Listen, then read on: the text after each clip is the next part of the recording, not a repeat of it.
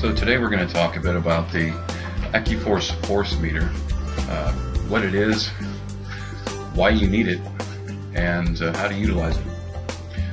So the first thing I'm going to do here is Y-racing, switch to the control center, and I guess before we get into the force meter, I'd like to talk a little bit about the options for displaying information in the Sim Commander. So we have the dashboard, which you can design when you're not in a game or while you're in a game. Now this window, you can move it around. I typically keep it on a separate touch screen so that I can utilize it while I'm in the game. If you don't have a separate touch screen though, we also have an in-game heads-up display option. So let's get into the force meter itself and why you need it. The AccuForce force meter is able to show you the true picture of the force level at your wheel, which a game is not able to do.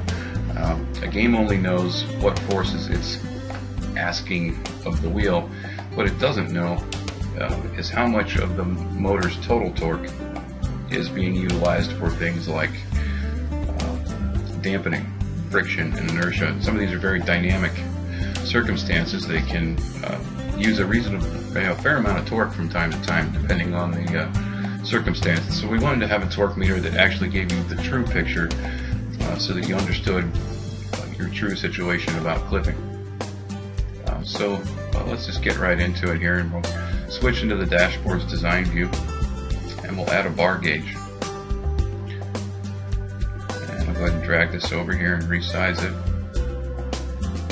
Now we've already made a template for the AccuForce force meter, so when we click into the settings of this bar gauge item, we don't need to get into all of the details. We just go to the preset style and pick an AccuForce wheel total torque. And so there we have it. This is now available to you as you're driving. This gauge will update itself in real time with the wheel. But let's go ahead and also just look at how we would do that on the HUD. So we make sure that the in-game on-screen display is enabled. And go ahead and fire up the game here.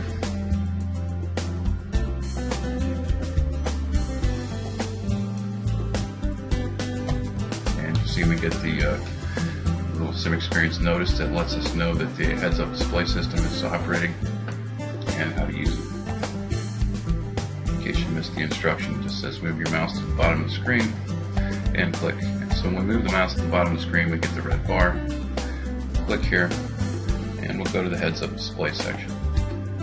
Say that we want to edit the HUD, and we want to add a HUD item. And once again, we're adding a bar gauge. And so I'm just going to drag this over, resize it, select the style to load.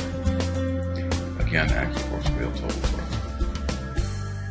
And so we can put this anywhere we like on the screen, and what I usually do is close out of here and actually pop into the car itself and see where I might like to to place or size the thing. So this may actually be suitable for this vehicle. Then we'll go back and stop editing the HUD so that the decorative section is gone, and off we go. Take a drive at this point to see that the meter is actually updating as expected.